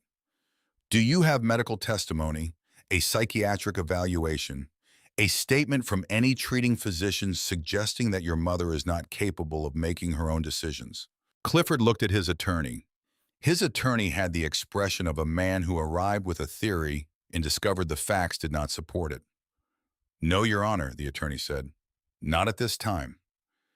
Judge Maddox was quiet for a moment. When she spoke, her voice had the quality of a decision that was not being arrived at, but being announced. "This petition is dismissed." She set her pen down. "I will note for the record that filing a conservatorship petition without medical evidence against a respondent who has demonstrably managed a complex financial and property situation with thoroughness and competence is not a neutral act. It causes measurable harm to the person against whom it is filed. It consumes this court's time and resources, and it does not reflect well on the petitioner's motivations. She held Clifford's gaze for a moment. I would encourage you to think carefully before bringing this court another petition of this nature. The gavel came down. Dorothy did not exhale dramatically or close her eyes or put her hand to her chest. She sat in the buzzing fluorescent quiet of the courtroom and methodically returned the documents to the banker's box in the order they had come out. She worked the way she had always worked, when her hands needed something to do while her mind completed its processing. Marcus Doyle leaned toward her. We have a decision to make about the counterclaim. Dorothy had been thinking about the counterclaim since the evening Marcus first described it.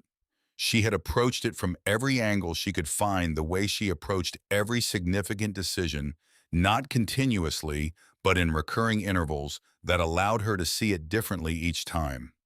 She had thought about what it would mean to file it. She had thought about what it would mean not to. File it, she said. File it today. Marcus nodded once and made a note. Clifford was in the hallway when Dorothy came through the courtroom door with the banker's box. He was alone. His attorney was a few feet away, closing his portfolio with the manner of a man calculating his next move. Clifford looked at Dorothy, and his face held an expression she had not seen on him before. Not quite contrition, not quite anger, something in the complicated space between them. The expression of a person who expected the world to be organized according to his understanding of it, and has been presented with evidence that it is not. Mom.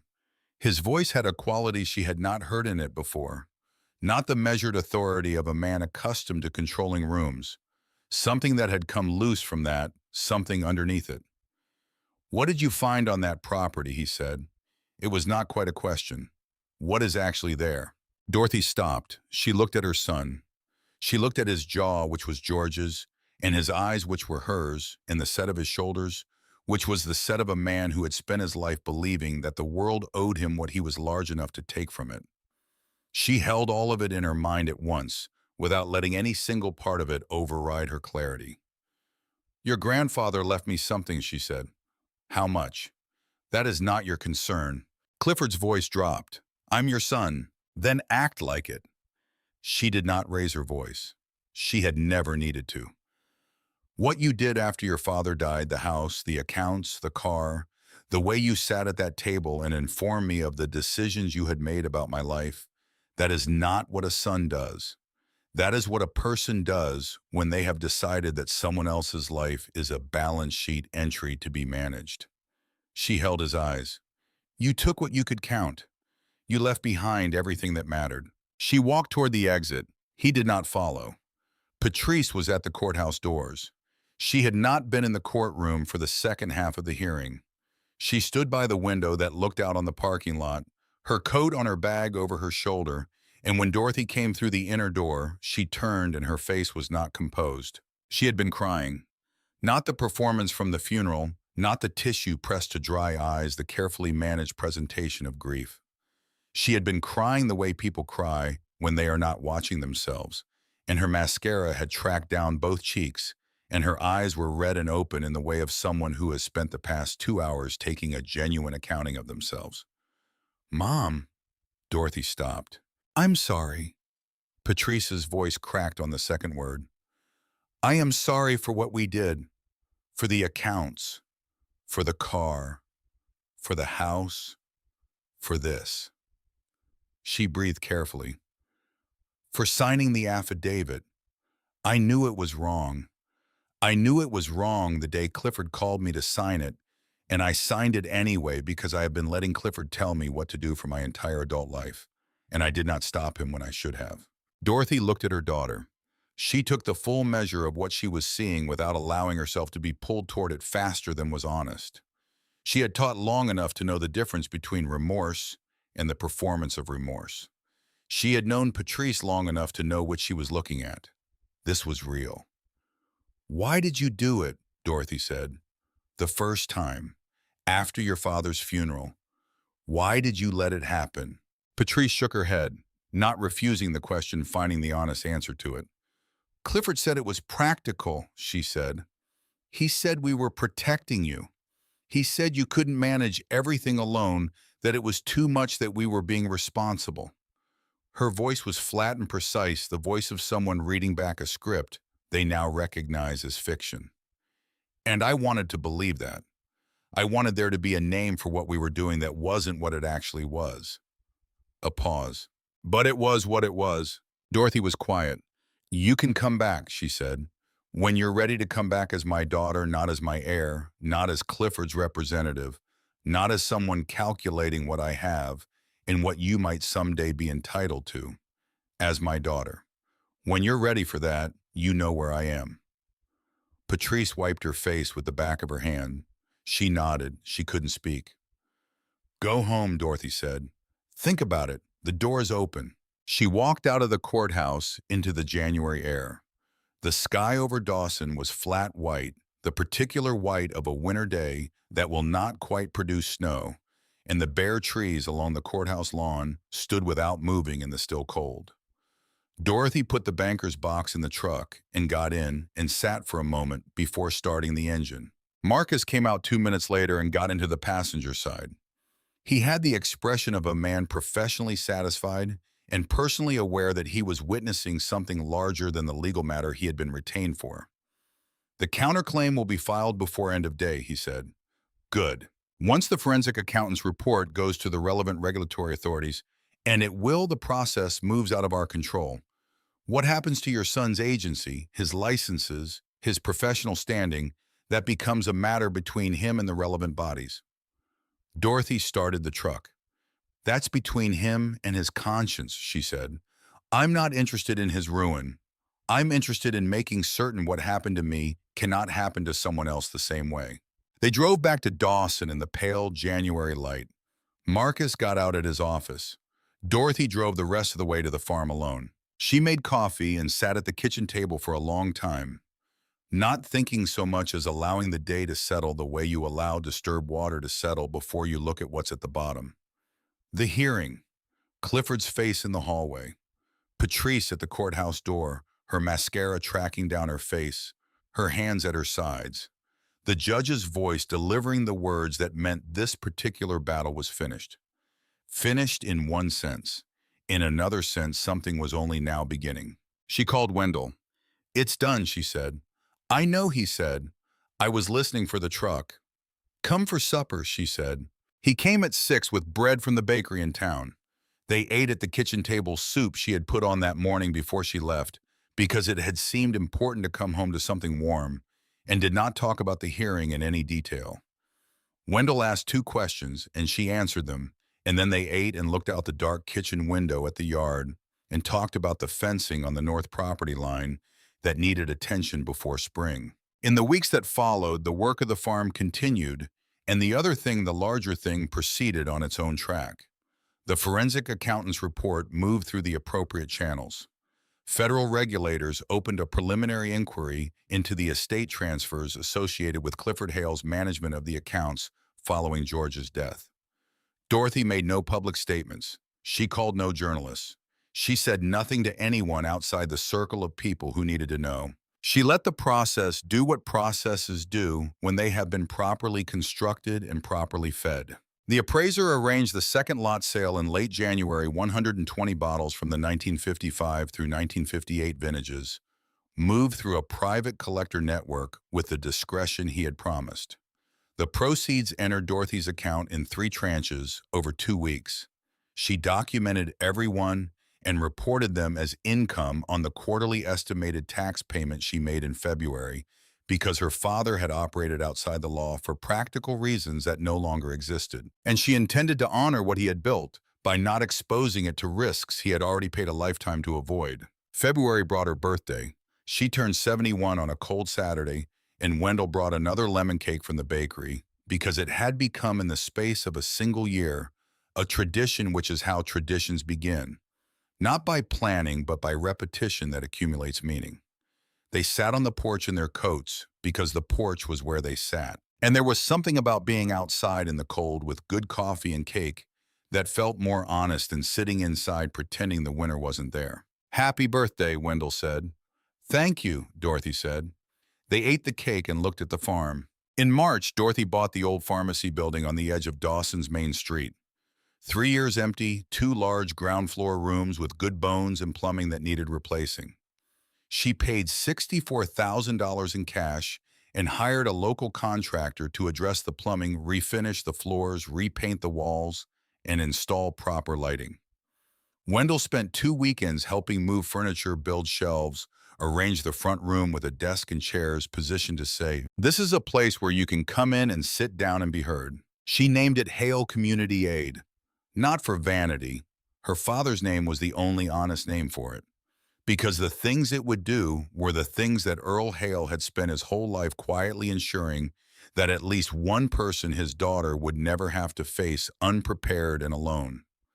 The sign above the door read Hale Community Aid, housing assistance, legal referral, emergency support. She had not set out to build this. She had set out to survive, and then to stabilize, and then to rebuild. And somewhere in the process of rebuilding, she had met a woman at the hardware store, 67 years old recently, widowed, standing in the paint aisle looking at nothing in particular, with the look of a person who has nowhere specific to be because the place they had been going to for 40 years no longer exists. The woman told Dorothy, without really meaning to, that her adult son had transferred her house into his name while she was in the hospital recovering from a fall. She had been living in a motel for 3 weeks.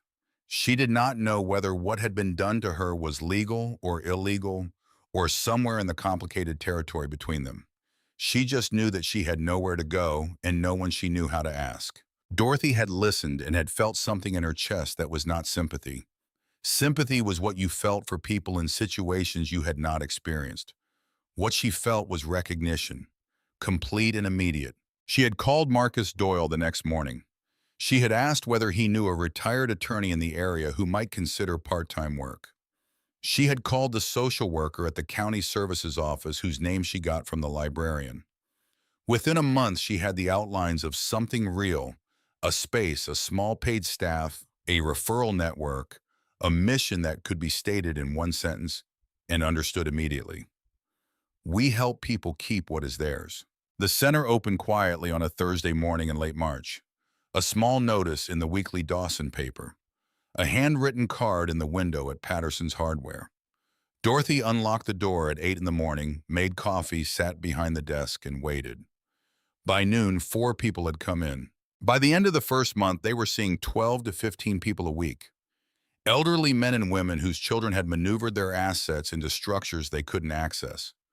Widows and widowers caught in probate arrangements they had not understood when they signed them and did not know could be challenged. People who had been told by someone they trusted that an arrangement was standard practice and had discovered later that standard was not the same as fair or legal or permanent. Veterans who could not navigate benefit systems designed, it sometimes seemed to exhaust the applicants before the benefits could be claimed. People who had fallen through the spaces that the official systems left between them. Dorothy did not counsel them. She was not trained for that, and she was honest about what she could offer and what she could not. She connected them with the attorney, the social worker, the housing advocate she had found at the regional university. She made coffee and she sat across from people in the front room of the old pharmacy building and listened with the full patient attention she had once given to 7th graders who needed to be heard before they could learn anything. That had been the first lesson of her teaching life, and it had never stopped being true. Wendell volunteered on Tuesdays and Thursdays. He drove people to appointments when they couldn't drive themselves.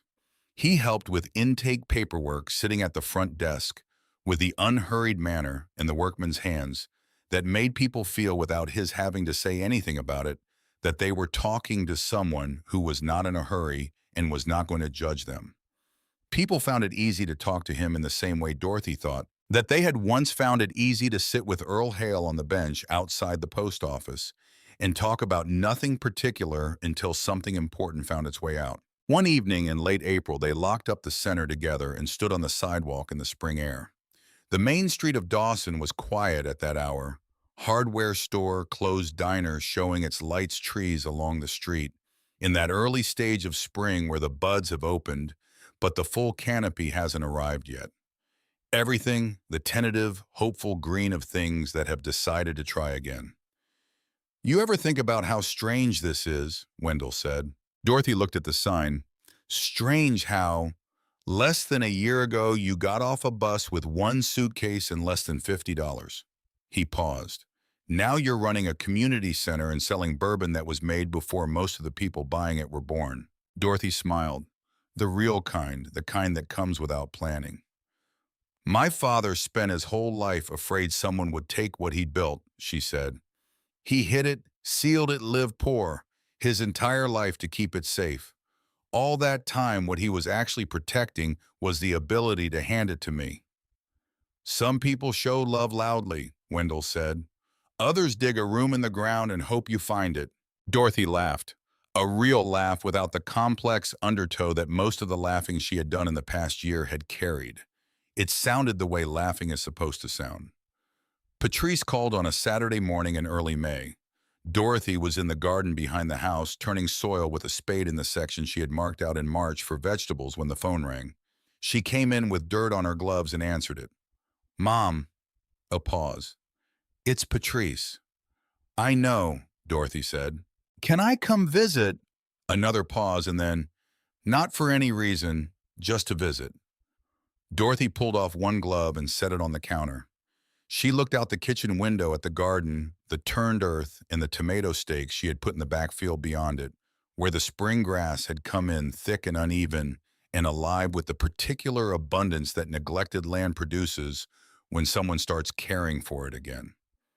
Come Friday, she said. You'll be on the couch. That's completely fine, Patrice said quickly. That's more than fine. She arrived Friday evening in a car that was not the one she had taken from Dorothy's garage in Ohio. She came alone without Clifford, without an agenda anyone had prepared in advance. She had a weekend bag and the look on her face of someone who had done considerable thinking and was still in the middle of it. They sat on the porch. The May evening was warm in the way that May evenings in Kentucky earn their warmth, something that has been waited for through a long winter and therefore carries the weight of what preceded it. The crickets were beginning. The light was long and amber over the fields to the west. Patrice looked at the farm for a while without speaking. Then she said, "It's beautiful." "It is," Dorothy said. "I can't believe it's the same place. The last time I was here for Grandpa Earl's funeral, the driveway was barely visible. That was 22 years ago." "It needed someone to come back to it," Dorothy said. "Things don't maintain themselves. They wait."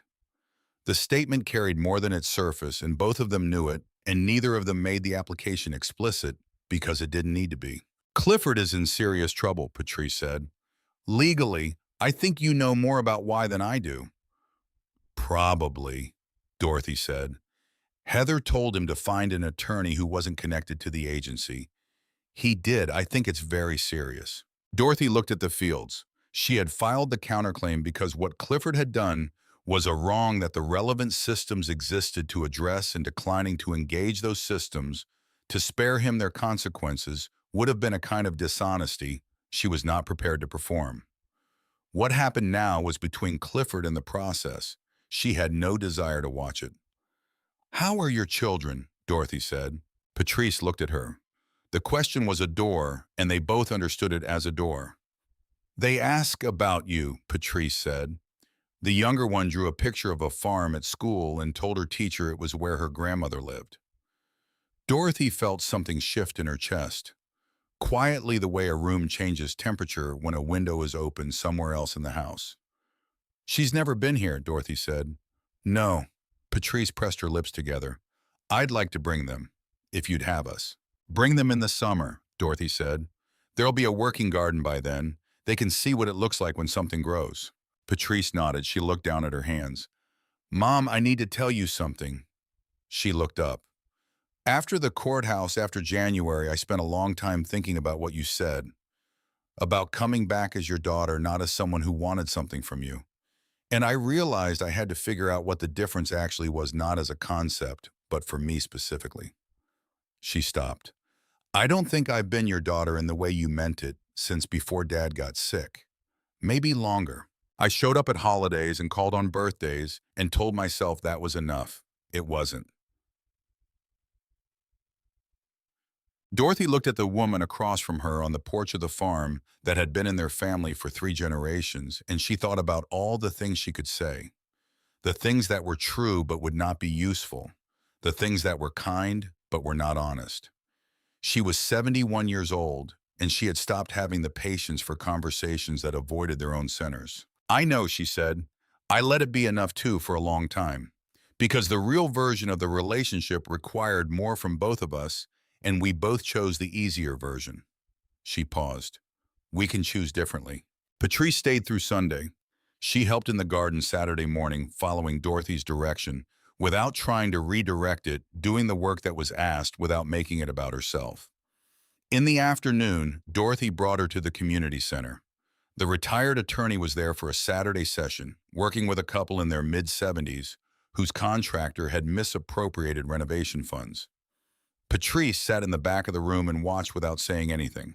Driving back to the farm, she said, "How many people come in a week?" 12 to 15, more some weeks. All situations like yours. Different situations, same underlying thing. Someone trusted someone they should have been able to trust, and it went wrong, and the systems that exist to help them aren't easy to find or navigate alone. Patrice was quiet for the rest of the drive.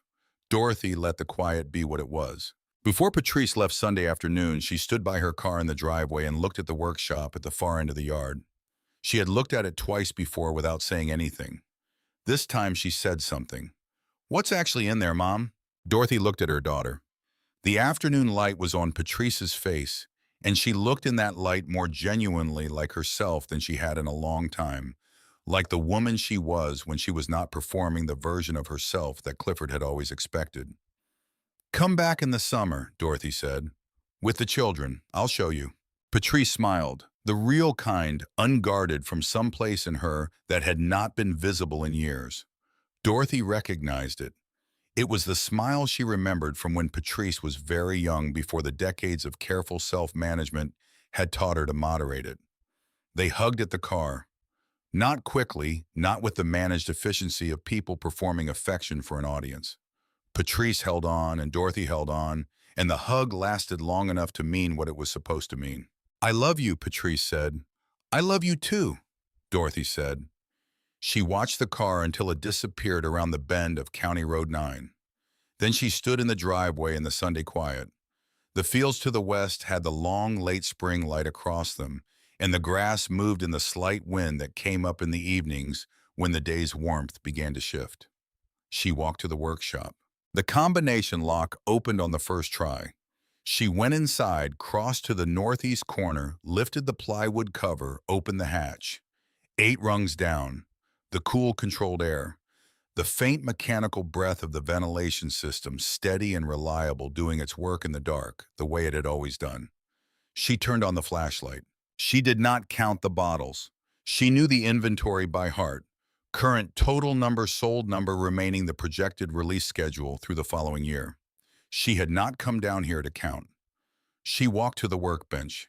The envelope was where she had left it the last time, weighted by the unlabeled glass bottle her father had used as a paperweight.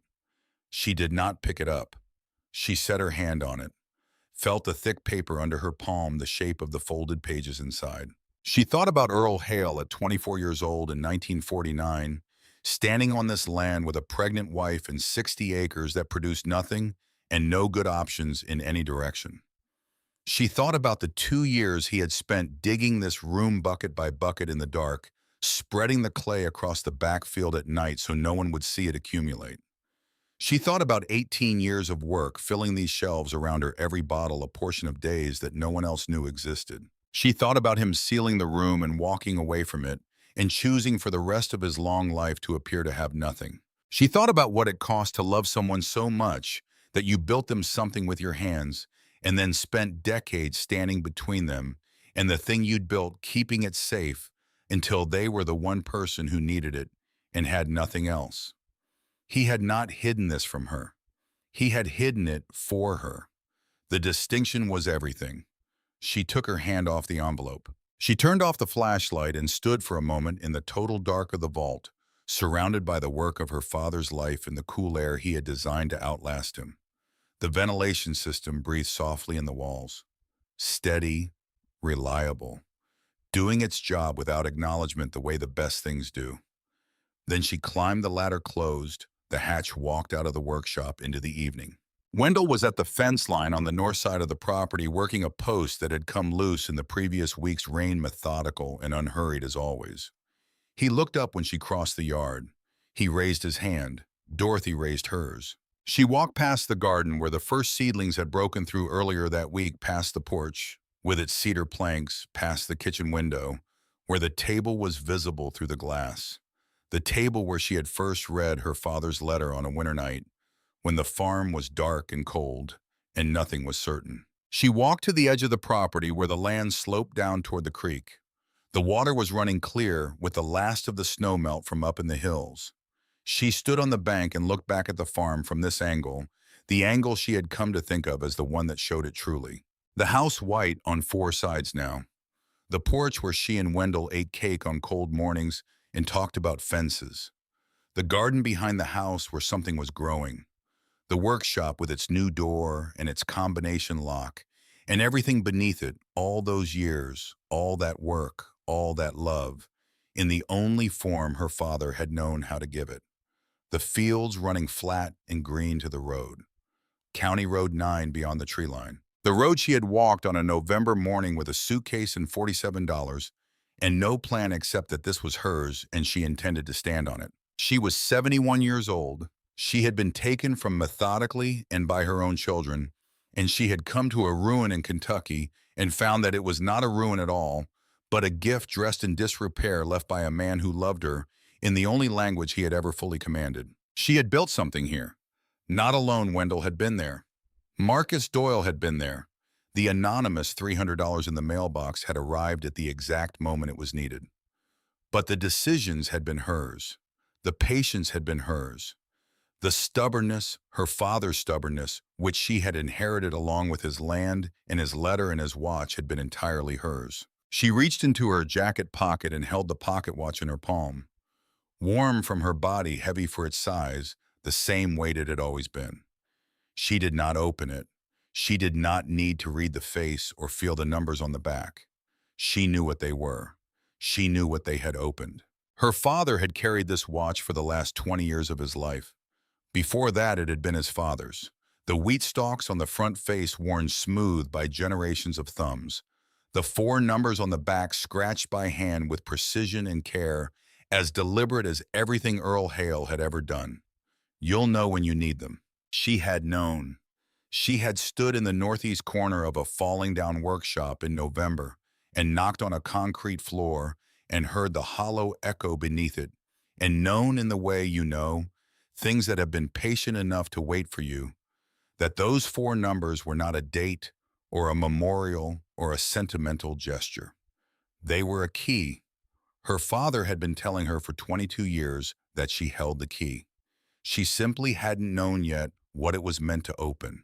It had opened this, all of this, the vault and the letter and the truth about who her father was, the resources to stand on her own ground and refuse to be moved from it, the means to build the center on Dawson's Main Street where people who had been taken from could come in and sit down and be told that what had happened to them had a name and a remedy and someone who understood it firsthand. It had opened her own life back to her. She put the watch back in her pocket. The evening was coming in from the east, the sky above the fields deepening through shades of blue that had no names for their specific qualities, the first stars beginning to show themselves above the tree line to the south. The fields had the last of the light across them, long and amber, and moving in the slight wind, the grass that had been dead and matted in November now full and green and alive, bending and recovering the way things do when they are tended. A light came on in the farmhouse kitchen, warm and yellow in the window. Wendell coming in from the fence line, stopping in the kitchen to put the kettle on, because he had been coming to this farm often enough that he knew where things were kept and what the evening called for. Dorothy turned and walked back across the fields toward the light.